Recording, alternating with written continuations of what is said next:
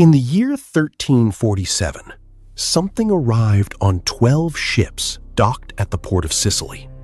The sailors on board were either dead or covered in mysterious black swellings, oozing blood and pus from their skin. The authorities ordered the ships out of the harbor immediately, but it was already too late. What had just arrived in Europe would kill 1 in every 2 people on the continent. And when it was finally over, the world that emerged from the wreckage would look nothing like the one that came before it. The Black Death didn't begin in Europe. It began somewhere in Central Asia, most likely in the grasslands near modern-day Kyrgyzstan, as early as the 1330s. It traveled west along the Silk Road, the same trade routes that Genghis Khan had opened a century earlier. In 1346, it reached the Crimean port of Kaffa, where Mongol forces were besieging a Genoese trading post. When plague broke out in the Mongol army, the commander did something that changed history forever. He catapulted the infected corpses over the city walls.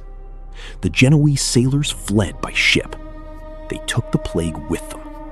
And everywhere those ships docked, the dying began. The Black Death was caused by a bacterium called Yersinia pestis, carried by fleas living on black rats.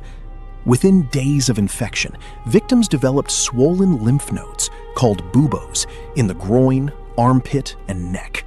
Some grew to the size of an apple. The skin turned black from internal bleeding.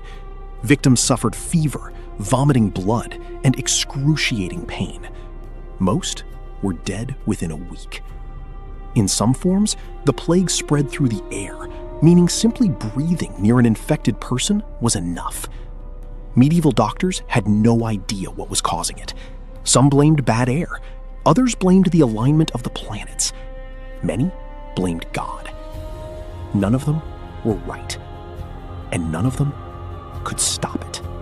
Between 1347 and 1351, the Black Death killed an estimated 75 to 200 million people worldwide. In Europe alone, it wiped out between 1/3 and 1/2 of the entire population.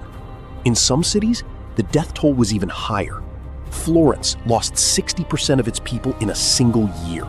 Venice lost 60%. In certain villages across England and France, there was simply nobody left to bury the dead. Bodies were thrown into mass graves by the thousands. The smell of death covered the continent for years.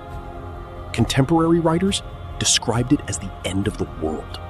And from where they were standing, it must have looked exactly like that. Here is where the story becomes genuinely strange. Because as horrifying as the plague was, what happened to society during it was almost as shocking as the death toll itself. The Catholic Church, the most powerful institution in Europe, had no answers and no protection. Priests died just like everyone else. When God's representatives on earth couldn't explain or stop the dying, millions of people simply stopped trusting the church. The feudal system collapsed too. With so many peasants dead, the ones who survived suddenly had something they had never had before: bargaining power. Lords who had kept serfs in virtual slavery for generations were now desperate for workers. Peasants began demanding wages, demanding rights. The social order that had stood for centuries cracked almost overnight. And then came one of history's darkest chapters, within a dark chapter. Unable to explain the plague rationally, many Europeans turned on the Jewish communities living among them. Rumors spread that Jews had poisoned the wells. Despite the fact that Jewish communities were dying from the plague at the same rate as everyone else, despite Pope Clement VI explicitly stating that Jews were not to blame, massacres broke out across Europe. In Strasbourg, 2,000 Jews were burned alive. In Mainz, 12,000 were killed in a single day. Entire communities that had existed for centuries were wiped out in weeks. Hatred, it turned out, was just as contagious as the plague itself.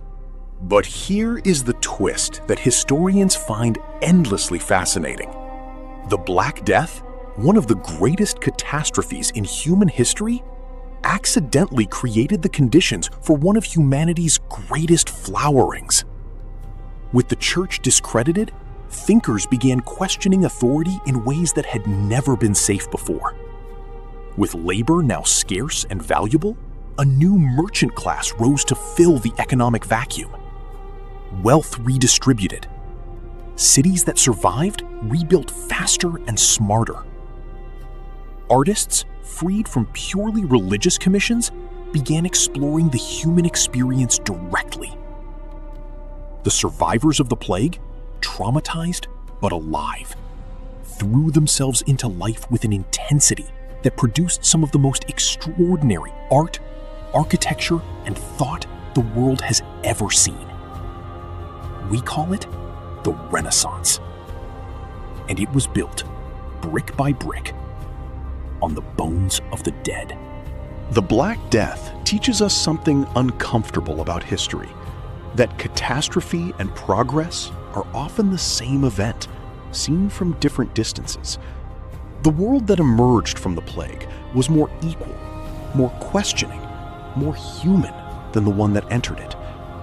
That doesn't make the suffering worth it. Nothing could. But it does mean that even in history's darkest moments, something new is always being born. If this video made you think differently about the past, subscribe to the channel, because next week, we go somewhere even darker. The story of the man who built the atomic bomb and immediately regretted it. See you then.